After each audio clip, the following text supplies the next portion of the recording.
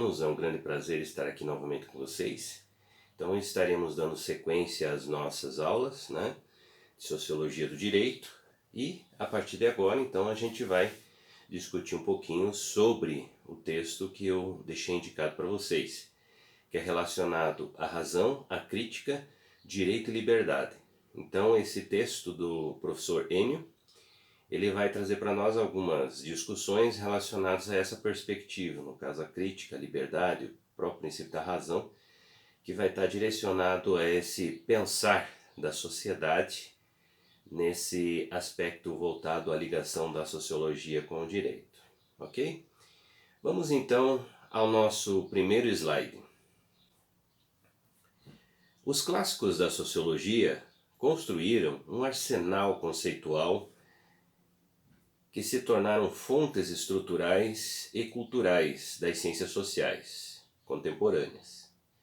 Essas teorias aplicadas sobre diferentes realidades marcaram os contornos das diferentes pesquisas da sociologia jurídica, ao dos referenciais das ciências jurídicas. E o historiador inglês Henry Summer Mine, cuja obra principal, que data de 1861, dá início à história sociológica do direito dos países ocidentais. Sua teoria evolucionista da passagem da sociedade do estatuto à sociedade, do contrato, teria inspirado a Durkheim a sua teoria da transformação das sociedades, da solidariedade, de mecânica e do direito repressivo em sociedades caracterizadas pela solidariedade orgânica e pelo direito restitutivo. Nesse sentido, a gente pode pensar o seguinte, que grande parte das contribuições, elas são feitas assim de formas um tanto quanto importantes. Por quê? Porque as discussões relacionadas à sociologia, por nós estarmos em uma ciência nova, ela vai trazer para nós perspectivas, obviamente, de aproveitamento de teóricos que são de outras áreas, que vão, em outras palavras, trazer discussões para nós de outros períodos históricos. Então, quando a gente pensa assim, em grande parte das questões relacionadas ao comportamento da sociedade, e esse comportamento relacionado principalmente à característica dos princípios normativos, ela vai variar muito de acordo com a perspectiva de cada um desses autores. Então, nesse caso aqui, a gente está discutindo muito a relação do princípio teórico, que é, em outras palavras, uma contribuição muito grande quando nós estamos discutindo aspectos relacionados à sociologia. Tá? Vamos ao nosso próximo slide. Em meados dos anos 80, que os sociólogos começaram a reconciliar-se com a tradição dos precursores e dos fundadores, e foi aparecendo um renovado interesse por uma sociologia jurídica, que não teria unicamente por objeto o direito penal, e que progressivamente se difundiu não só nos países germânicos ou anglo-saxões, mas também nas tradições latinas. De um lado, o outro Atlântico. Muitos dos quais estavam vivendo nas sequelas de processos de democratização pós-ditatorial, conhecidos como a Terceira Onda. Hoje a sociologia jurídica está viva, no que se refere às suas orientações teóricas. O quadro se tem diversidade muito grande, ainda que se mencione com frequência a constante importância de alguns autores. As mudanças que ocorrem no processo estrutural de um país, elas contribuem plenamente para as mudanças do comportamento da sociedade. O que antes era uma sociedade vista dentro dos moldes ditatoriais, passando para os moldes democráticos, elas são, em outras palavras, assim, mudanças muito fortes dentro dessa sociedade. Aí a gente pode perceber, em outras palavras, que essa característica vai refletir também nos estudos.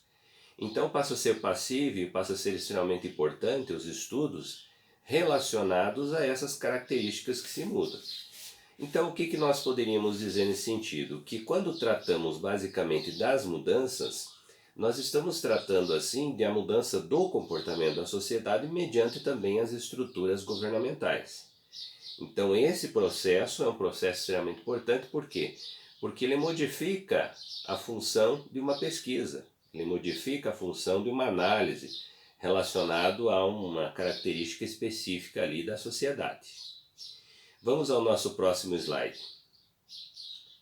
A sociologia jurídica revela, antes de mais nada, uma grande diversidade. Não só a disciplina se acha mais ou menos bem estabelecida, de acordo com o país que se trate, como sua instituição segue. Em cada país, modalidades muito diferentes, dando, por exemplo, preferência, em alguns deles, às instituições de pesquisa e em outros, ao ensino universitário. Diante da influência das instituições estatais, observa-se uma importância variável das instituições privadas, em particular das associações, das revistas ou ainda das coleções de trabalhos especializados. A esse respeito, não podemos deixar de mencionar os que poderiam denominar momentos fortes da nossa disciplina, oferecendo pelos congressos e outros encontros científicos periódicos. A grande estruturação da sociologia jurídica, ela parte do princípio do interesse dos pesquisadores. O grande crescimento que se teve com relação a essa característica foi tentar estudar a sociedade a partir do comportamento das pessoas. Esse universo se cresce, ele fica muito intenso quando nós percebemos que grande parte dos países, das nações, elas se comportam de forma diferente. Isso se relaciona basicamente com os princípios aos quais essa sociedade está moldada, juridicamente, administrativamente. E também, obviamente, os aspectos culturais, que vão, em outras palavras, influenciar essas características apresentadas aqui nos estudos da própria sociologia. Então, quando nós falamos em uma sociologia jurídica moderna, nós estamos, em outras palavras, atendendo à análise das contribuições que se fazem mediante as mudanças de comportamento que essa sociedade apresenta. Aí, claramente, a gente vai ter diversas linhas que teóricos vão apresentar visões diferentes sobre essa ideia da sociologia, nesse caso, a sociologia jurídica. Vamos ao nosso próximo slide. Podemos afirmar que a teoria do sistema, em termos sociológicos, tem o seu início com Augusto Comte, 1798-1857, e tem continuidade com Herbert Spencer, Emile Durkheim, Talcott Parsons. Com Niklas Luhmann, ela é reedificada, retomada de forma mais profunda. Niklas Luhmann formula uma teoria geral da sociedade de modo a superar as conexões entre o micro e o macrosistema. Em muitas teorias sociológicas, com conceitos precisos: auto-organização, autopoiesis, autorreferência, autoidentificação, autoproteção, entorno meio ambiente, heterorreferências, diferenciação, seleção, complexidade, comunicação, operação fechada, sentido reflexivo, intenção, irritação, entropia, processualidade, fechamento operacional, acoplamento, estrutural, contingências. Expressões que aparecem pouco sociológicas ou filosóficas, ou que, pelo menos, há muito interesse em saberes não usavam expressões mais próprias nas ciências naturais. O Luhmann é um autor muito importante que ele vai trazer diversas inovações e perspectivas diferenciadas relacionadas à sociedade. Quando nós tratamos nesse sentido, nós tratamos assim de novas formas de interagir, né, com as mudanças que ocorrem na sociedade. Em outras palavras, poderíamos dizer que ele vai trazer novas perspectivas de análise da sociedade. Então, nesse sentido, tudo isso passa a contribuir com essa perspectiva que é a nova metodologia, diante dessa relação de uma nova concepção teórica trazida aqui por Luhmann. Vamos ao nosso próximo slide. A noção de limite ou fronteiras entrou mais recentemente na teoria de sistemas, quando se começou a distinguir entre sistemas fechados e abertos, percebendo ambos os tipos não como contrários ou um do outro, mas sim como complementares. Limites ou fronteiras têm um papel ativo. Esses trabalham a interação entre o ambiente e o sistema. Tendo limites ativos, sistemas podem fechar-se e abrir-se, potencializando assim suas chances de sobrevivência. Eles representam, portanto, uma conquista por excelência da evolução. Dentro de suas fronteiras, sistemas sociais se apresentam como operacionalmente fechados, embora continuem abertos no sentido termodinâmico, quer dizer que estão expostos a um fluxo energético representado pelas informações provindas do ambiente. Nesse sentido, a ideia, por exemplo, da teoria de sistemas, ela está relacionada basicamente a como você entende a sociedade por partes. E cada um daqueles aspectos apresentados por Luhmann, ele vai, em outras palavras, entender que cada setor da sociedade ele merece uma interpretação específica. Então, nesse sentido, a gente tem uma relação que, em outras palavras, ele vai trabalhar cada aspecto da sociedade diante de uma realidade metodológica e teórica. Nesse sentido, a gente tem uma grande contribuição, por quê? Porque cada aspecto da sociedade é tratado de uma forma diferenciada segundo esse teórico. Vamos adiante no nosso próximo slide. Teorias dos sistemas de Luhmann, assim como de Habermas, tentava tirar a sociologia do seu caráter mais pragmático e dar-lhe uma posição mais genérica na interpretação da sociedade como um todo.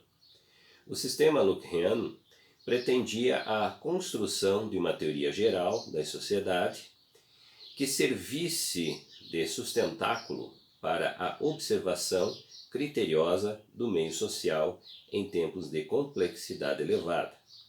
Luhmann constata que a noção antiga do mundo, que estava relacionada com algo localizável e coisificado, está se dissolvendo com as possibilidades de comunicação mundial, que não se reduzem com a distância. O mundo é aqui, concebido enquanto mundo da vida, como faz Habermas. Luhmann encampa esta concepção. Enquanto a sociedade mundial ele representa o macrosistema da mais alta complexidade, não como uma coisa externa, mas presente no cotidiano, no mundo e na vida de cada um.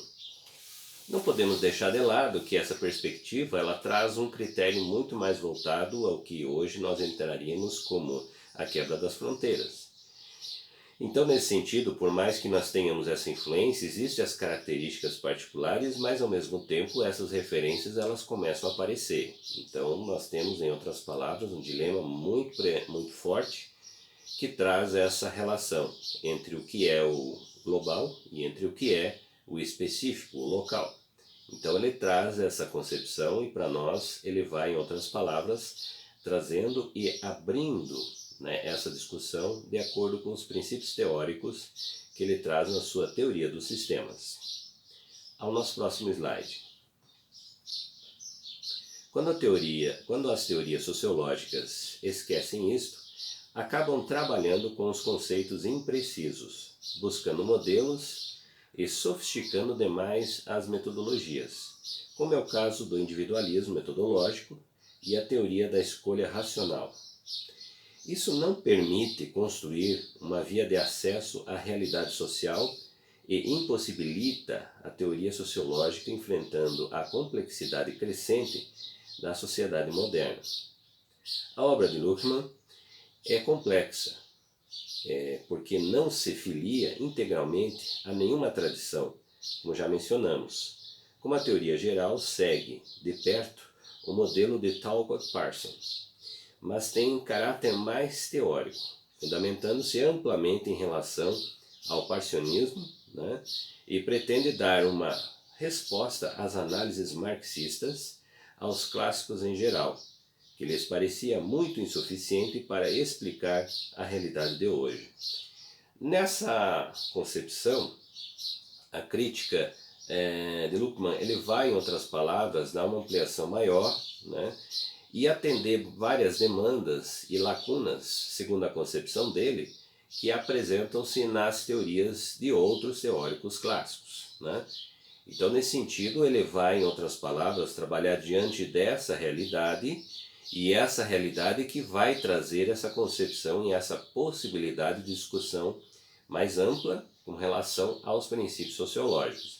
No caso, quando se trata basicamente da ideia da perspectiva jurídica, nós estamos tratando, em outras palavras, de uma concepção mais específica aqui, dentro daqueles critérios ao qual ele apresenta, né, das suas especificidades, quando se trata basicamente dessa ideia da sociologia. Então, a tradição jurídica, ela também é uma concepção específica que se traz diante dessa realidade, né, dessa nova concepção teórica apresentada por Luckmann. Vamos ao próximo slide. Para isso, Luckmann desenvolve os conceitos da autorreferência e autopoiesis. Autopoiesis e autoorganização é uma qualidade interna do sistema, intocável de fora.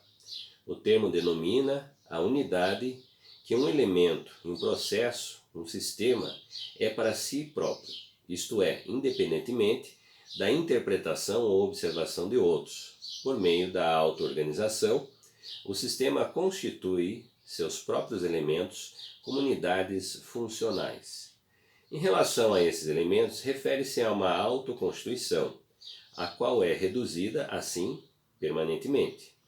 Uma consequência importante para resultar forçosamente de uma constituição auto-organizada de um sistema é a impossibilidade do controle unilateral. Nenhuma parte do sistema pode controlar outros, sem estar sujeito ao controle das outras partes. Uma estrutura pode poder, assimétrica, autoritária, requer, portanto, procedimentos especiais que reprimam a autoconstituição do sistema. Essa composição, ela traz, em outras palavras, a auto-organização de aspectos estudados dentro da sociedade. Então, em outras palavras, ela tem a sua composição própria e, ao mesmo tempo, ela tem as referências externas, mas essas referências externas, elas não vão modificar o processo. E não modificando o processo, então você tem uma estrutura autoafirmativa que vai, em outras palavras, possibilitar, né, estudos metodológicos específicos, justamente por essa característica. Então, esse teórico ele vai observar desta forma, né, ele vai trazer essa concepção para nós podermos então entender como ele olharia, como ele observaria, como ele analisaria a sociedade diante desses critérios metodológicos. Vamos ao nosso próximo slide. Ao definir a sociedade como comunicação, e sendo a sociedade um sistema social mais abrangente, que envolve a totalidade de todos os contatos passíveis da comunicação, e partindo do princípio de que a comunicação é um processo seletivo, quando baseado em um sentido que estabelece os limites e horizonte dos sistemas sociais e possui a função de ordenamento, que regulariza e constrói as condições de estabilidade, de forma contingente, das condições da vida social. Luckmann elabora a teoria dos sistemas sociais, que pode vir a ser apreendido como parte de uma teoria sistêmica, como características gerais, ao mesmo tempo em que possibilita a descoberta de distinções que só o social é capaz de criar, comunicações. Então, nesse sentido, a questão da relação importante que ele traz para nós seria basicamente, então, essa característica da comunicação. Então, a comunicação ela vai interagir em todos esses setores. É um princípio que, em outras palavras, ele traz para nós de uma referência importante como uma característica de princípios que vão interagir entre esses setores que ele coloca dentro da sociedade. Essa comunicação ela pode ser observada por alguns aspectos. Vamos perceber então no nosso próximo slide como esses aspectos vão aparecer. O sistema sociojurídico, segundo a teoria de Luckmann, é constituído por comunicação, pois é desta que torna a operação apropriada para produzir e reproduzir o sistema jurídico. Para a teoria sistêmica, o que deve ser privilegiado em uma sociedade são as comunicações entre os sistemas e seus elementos. O que gera um sistema social são as comunicações. A comunicação humana é a aprimoração das expectativas de um ambiente social. 2.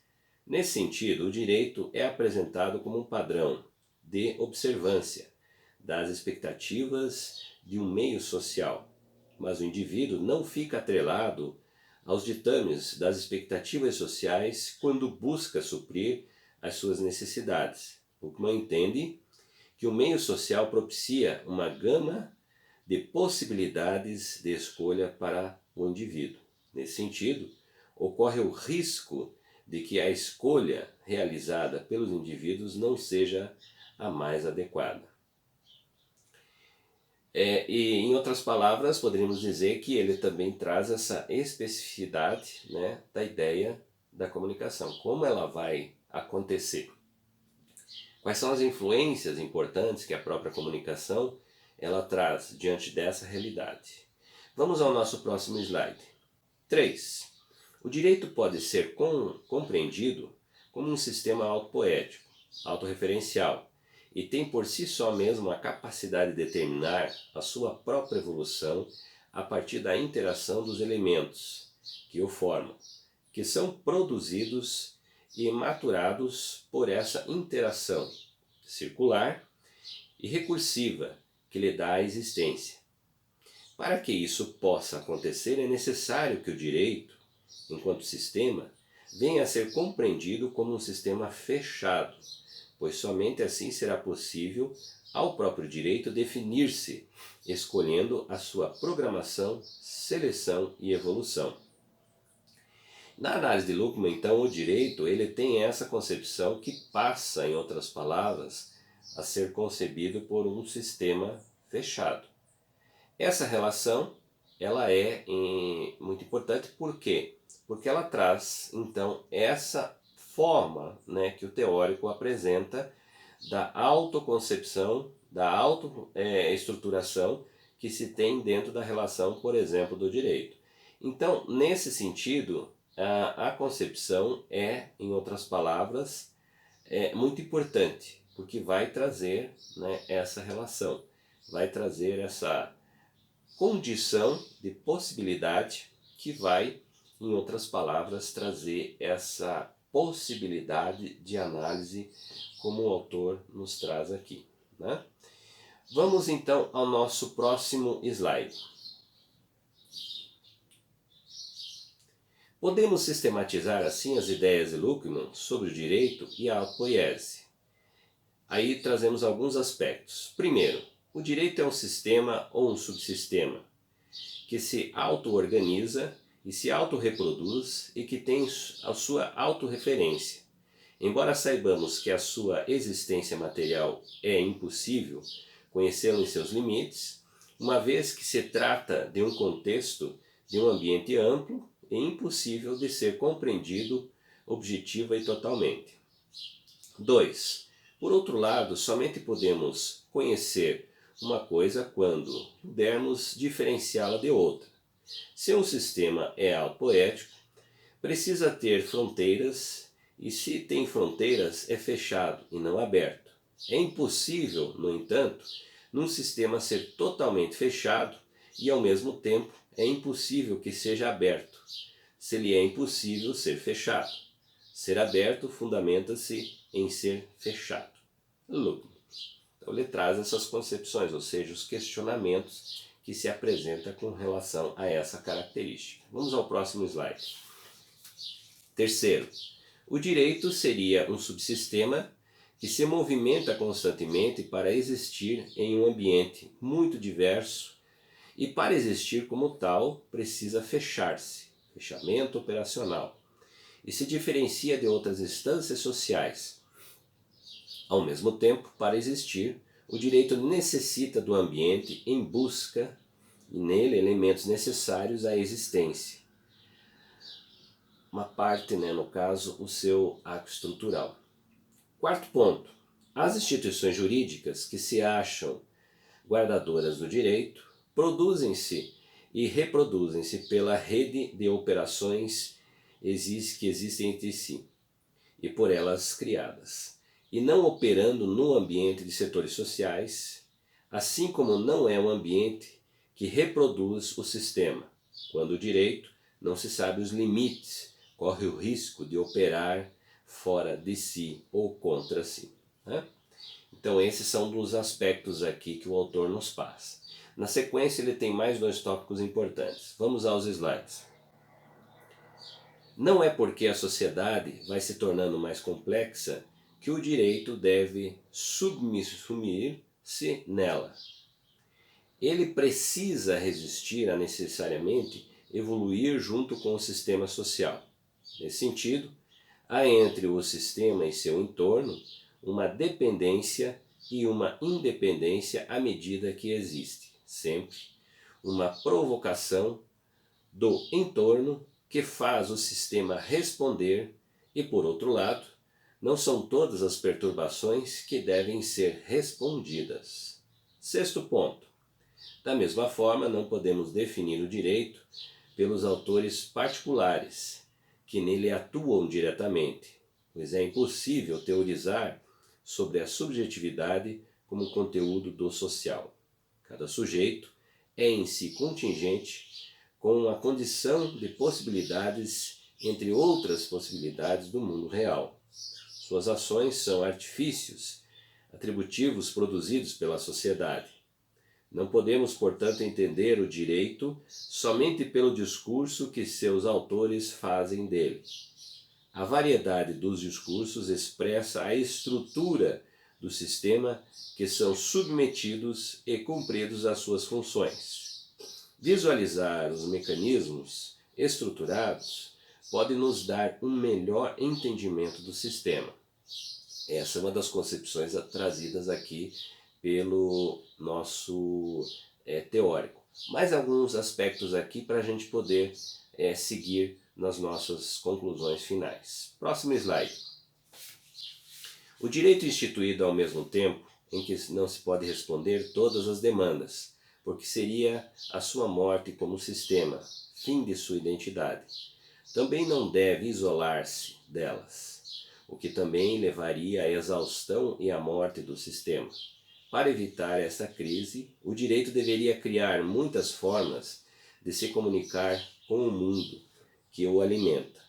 Mas essas comunicações só poderiam ser consideradas dentro da dinâmica operativa do direito enquanto tal.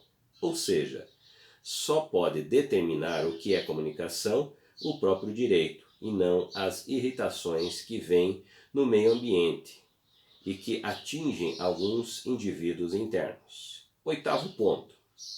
O direito, estando alerta e presente no entremeio das operações constantes, em torno do que provoca, investiga e estimula, conseguirá perceber que essas irritações não são obstáculos, mas o próprio de sua natureza, que obriga os sistemas a responder. Só o fazendo quando a sua tolerância esgota-se. Isso pode se tornar uma efetiva ameaça quanto à resposta provocar uma mudança sistêmica, determinada pela própria estrutura do sistema, como autocontato, operativo e cognitivo. Então ele traz algumas composições importantes para que nós pensemos, né, como o direito efetivamente tem a sua relação e a sua importância dentro desse meio. Vamos ao nosso último slide. Esta relação entre o direito e o ambiente é feita pela comunicação, a qual é um fato emergente que se realiza pela seleção de informações expressas e a compreensão ou a incompreensão. A comunicação está no torno do sistema que obriga a dar respostas e não é apenas um unificador, mas também contém a importante capacidade de definir os limites do próprio sistema. A razão sistêmica não é hegemônica, e sim defensiva.